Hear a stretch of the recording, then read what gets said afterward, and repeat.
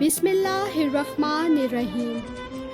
یہاں اللہ تعالیٰ نے وحی کے ذریعے سے آپ سے بات چیت کی اور آپ کو 3 تحفے عطا فرمائے۔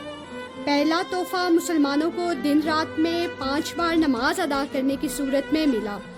دوسرا تحفہ سورہ بقرہ کی آخری 2 آیتیں تھیں، اور تیسرا تحفہ یہ تھا کہ آپ صلی اللہ علیہ وآلہ وسلم کی امت میں سے جو شخص اللہ کے ساتھ کسی کو شریک نہیں ٹھہرائے گا، اس کے کبیرہ گناہوں کی معافی کا اعلان تھا۔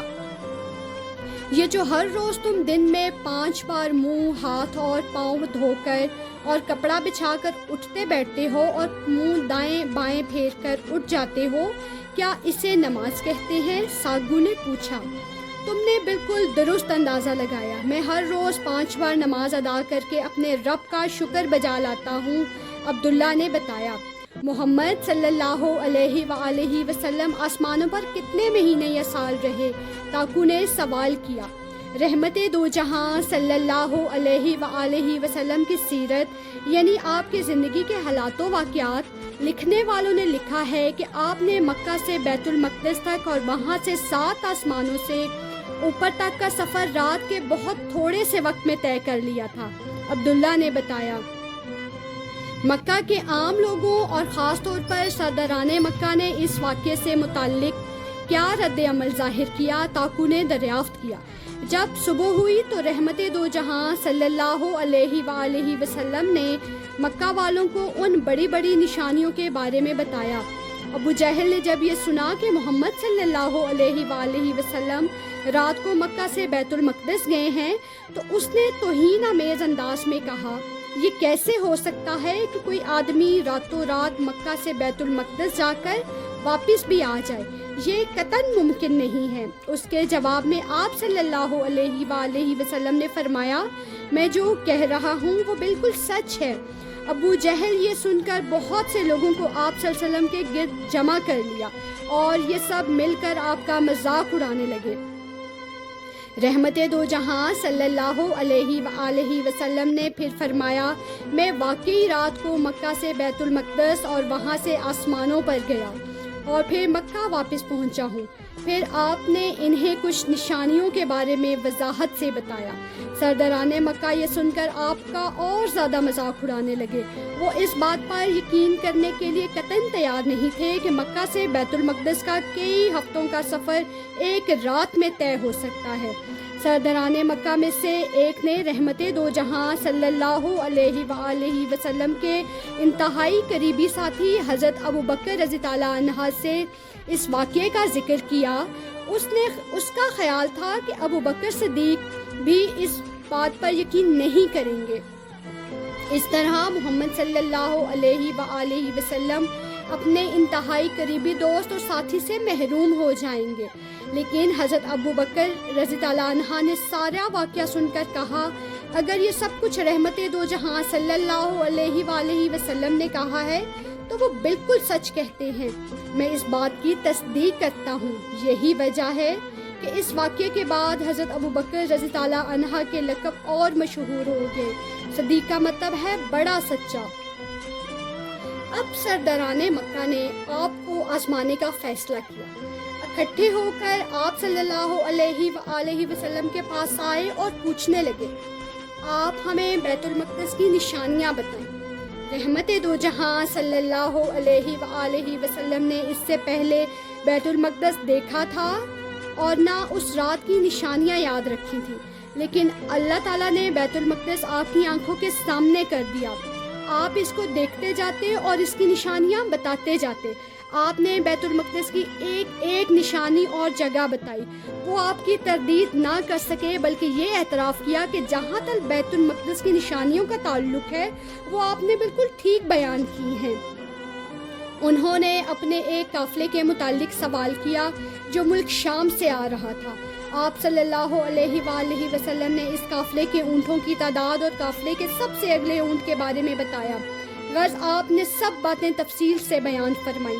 یہ ساری باتیں سن کر ان کی زبانیں بند ہو گئیں، لیکن ایمان ان کی قسمت میں نہیں تھا، اس لیے وہ اسے آپ صلی اللہ علیہ وآلہ وسلم کے جادو کا کرشمہ کہنے لگے۔ عبداللہ نے تفصیل سے بتایا، اس اہم واقعے کے بعد کیا ہوا؟ راکو نے پوچھا۔ واقعہ معراج کے بعد حالات نے کیا رخ اختیار کیا، اس کے متعلق آپ لوگوں کو کل بتاؤں گا۔ یہ کہتے ہوئے عبداللہ نے اپنی جھونپڑی کی راہ لی۔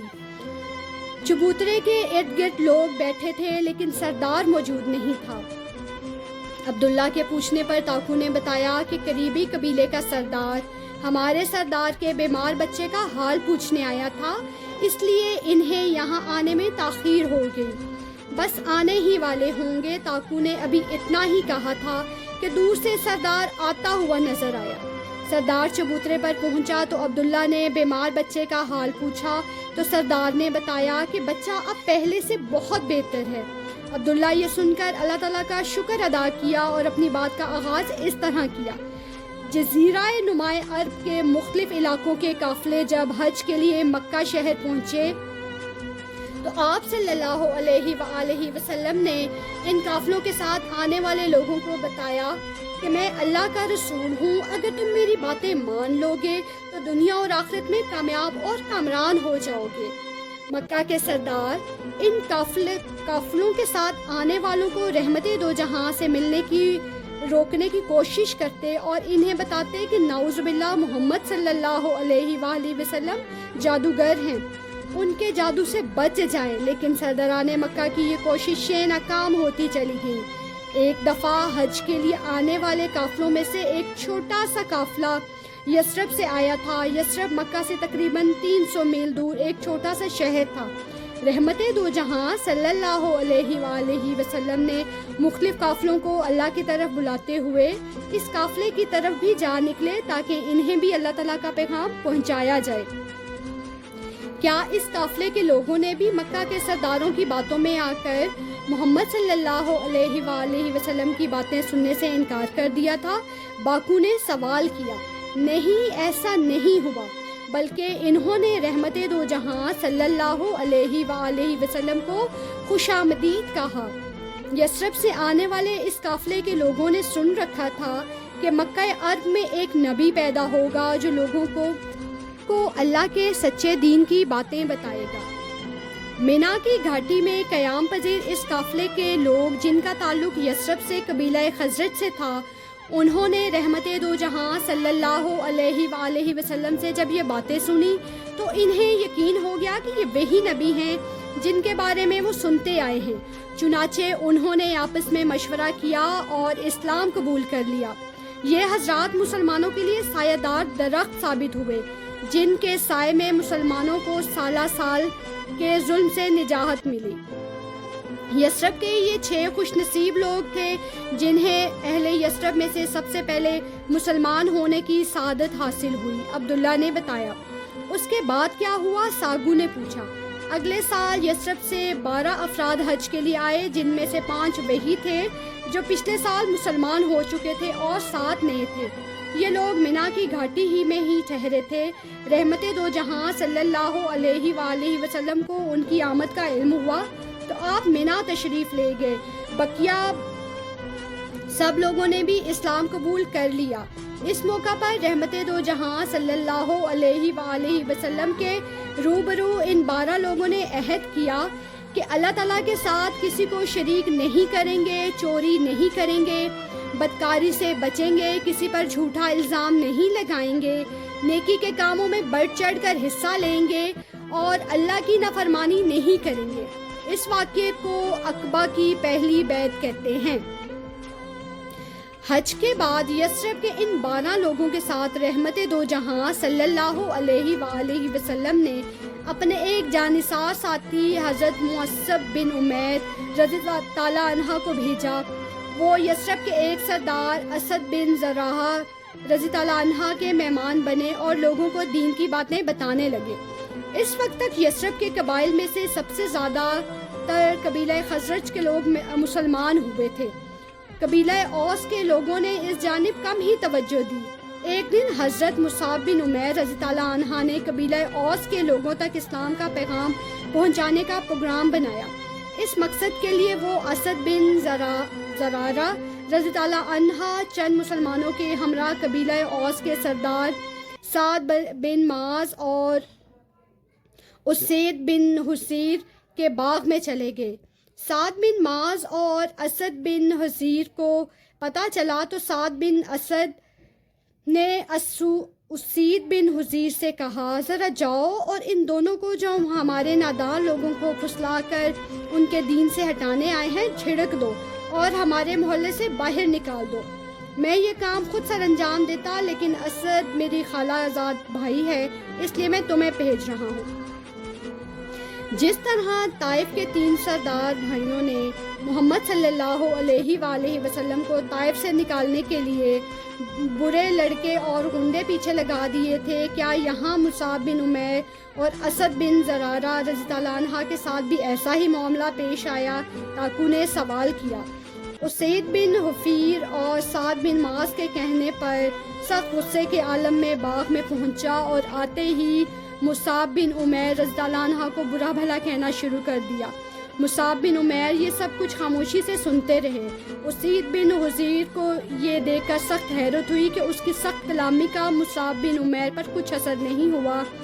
اس بات نے اسید کو سوچنے اور سمجھنے پر مجبور کر دیا۔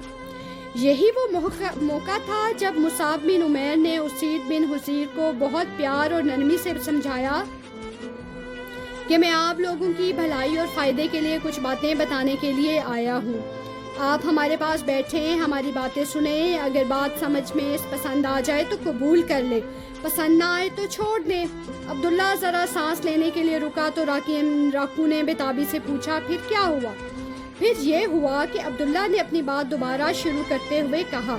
مصعب بن عمیر رضی اللہ عنہ کی باتیں سن کر اسید کہنے لگا، تم نے انصاف کی بات کی ہے۔ مصعب بن عمیر نے موقع غنیمت جانتے ہوئے اسلام کی بات شروع کی اور قرآن مجید کی تلاوت کرنے لگے۔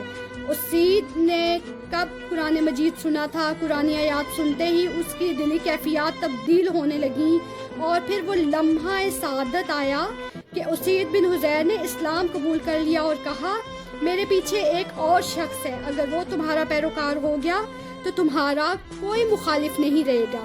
کیا سعد بن معاذ نے بھی اس کی بات مان لی؟ باکو نے پوچھا۔ اسید رضی اللہ عنہ جب سعد بن معاذ کے پاس پہنچے تو کہنے لگے، میں نے انہیں سمجھا دیا ہے، لیکن وہاں بنو حارثہ کے لوگ آ کر تمہارے خالہ زاد اسد بن زرارہ کو قتل کرنا چاہتے ہیں۔ سعد غصے کے عالم میں فوراً وہاں پہنچا کہ کہیں اس کے بھائی کو قتل نہ کر دیا جائے۔ اس نے وہاں پہنچتے ہی دیکھا کہ اسد اور مصعب بڑے اطمینان سے بیٹھے ہیں اور انہیں برا بھلا کہنے لگا۔ مصعب بن عمیر اور اسد رضی اللہ عنہ نے پہلے کی طرح ساری باتیں تحمل اور بردباری سے سنی۔ جب سعد بن معاذ نے دل کی بھڑاس نکال لی تو مصعب بن عمیر نے نرمی اور پیار سے محبت سے اسلام کے متعلق بتایا اور سمجھایا تو سعد بن معاذ نے بھی اپنے چچا زاد بھائی اسید بن حضیر کی طرح اسلام قبول کر لیا۔ ان دونوں کے مسلمان ہونے کے ساتھ ہی ان کے قبیلے کے سارے مرد اور عورتیں بھی مسلمان ہو گئیں۔ اس طرح یثرب میں مسلمانوں کو خاصی طاقت حاصل ہو گئی۔ کیا اسلام قبول کرنے کے بعد قبیلہ اوس کے یہ سردار محمد صلی اللہ علیہ وآلہ وسلم کو ملنے مکہ شہر گئے؟ ساگو نے سوال کیا۔ 1 سال بعد یثرب کے لوگ حج کی نیت سے مکہ پہنچے۔ ان مسلمانوں نے عقبہ کے مقام پر قیام کیا۔ ان میں 73 مسلمان مرد اور 2 مسلمان عورتیں بھی شامل تھیں۔ ایک رات رحمت دو جہاں صلی اللہ علیہ وآلہ وسلم اپنے چچا عباس کے ساتھ عقبہ کے مقام پر تشریف لائے، ان لوگوں سے ملاقات کی۔ اس موقع پر ان لوگوں نے اسلام کے نام پر رحمت دو جہاں صلی اللہ علیہ وآلہ وسلم کے ہاتھ پر بیعت کی۔